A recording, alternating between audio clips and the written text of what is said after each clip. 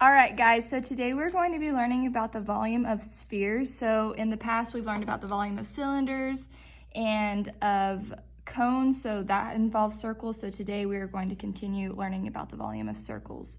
So a sphere is a three-dimensional figure where every point on its surface is the same distance from its center. Same distance from the center. The formula for the volume of a sphere is 4/3 pi r cubed. It's not squared this time, it's cubed. Or you can write it as 4 pi r cubed over 3. It's the same thing. So half of a sphere is called a hemisphere.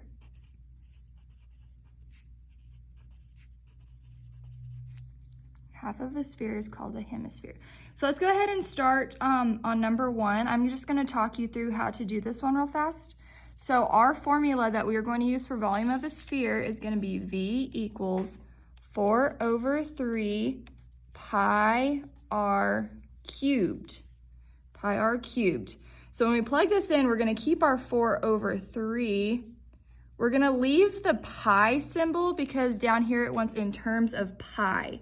So we're going to leave the pi symbol, and then our radius up here, it says our radius equals 3. So we're going to do 3 cubed. Now, right here when it says in terms of pi, we're just going to multiply our 4/3 times 3 cubed. So the way that you're going to do this in your calculator is you're going to start with your parentheses because you have to do 4/3. So you're going to do the parenthesis 4 divided by 3, and then close your parenthesis. And then you can multiply by 3. And then to get your cubed, you're gonna push this little arrow button, this little up arrow, push that, and you're gonna put your 3. And then to get out of your exponent, you're gonna push this side arrow, and it's gonna go over. So you're gonna push enter, and it's gonna give you 36 pi. You can't forget to add that pi symbol. And then finally, to get to the nearest hundredth, you're gonna do 36 times pi. So right here in that little blue spot, there is a pi. So you're gonna push second, that little up arrow, and it'll give you pi on your screen. And then you can push enter, and you're gonna get 113.0. Actually, that is, on my calculator, when I put in the pi symbol, it gives 113.097, so that's gonna round to 10. So that is how you are going to solve for the volume of a sphere. Now you could have gotten a number a little bit off. Remember, whenever you use volume of a circle or you use pi, sometimes your numbers can be a little bit off. So now let's go to number 2. We're gonna use the exact same formula.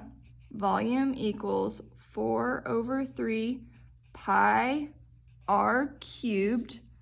So we're going to plug in 4/3. We're going to keep our pi symbol because we got to do in terms of pi. And then our radius, we got to figure out what our radius is. So right here it gives you diameter. So if your diameter is 12, your radius is going to equal 6. So right here we're going to do 6 cubed. Now, it wants us to do in terms of pi, so we're going to come back to our calculator, and we're going to multiply all the numbers except for pi. So we're going to do our parenthesis and do 4 divided by 3, close your parenthesis, and then multiply by 6 cubed. So we're going to do the 6. We are going to do our little up arrow, put 3, and then over, and you're going to get 288 pi. Don't forget your pi symbol in terms of pi. And then finally, when it says to the nearest hundredth, you're going to multiply your 288 times pi. So you can do 288 times second pi. When you do the second, it pulls up that little pi piece. Push enter, and you're going to get 904.78 approximately. So there's that one. Now let's do number 3. Number 3, same formula. We're going to use volume equals 4/3 pi r cubed. We are going to plug in our 4/3. We're going to leave our pi symbol.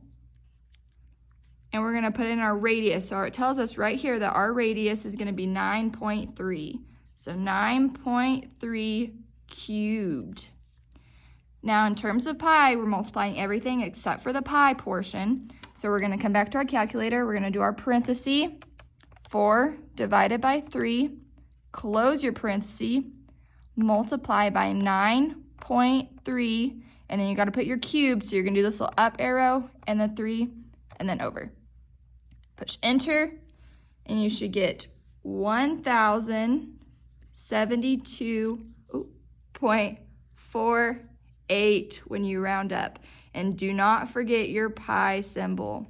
And then finally, to get to the nearest hundredth, we're just going to multiply our number, 1072.48 times second pi, and we're going to get 3,369.30, because when you see right here, if you want to round up, you have 2 and 9.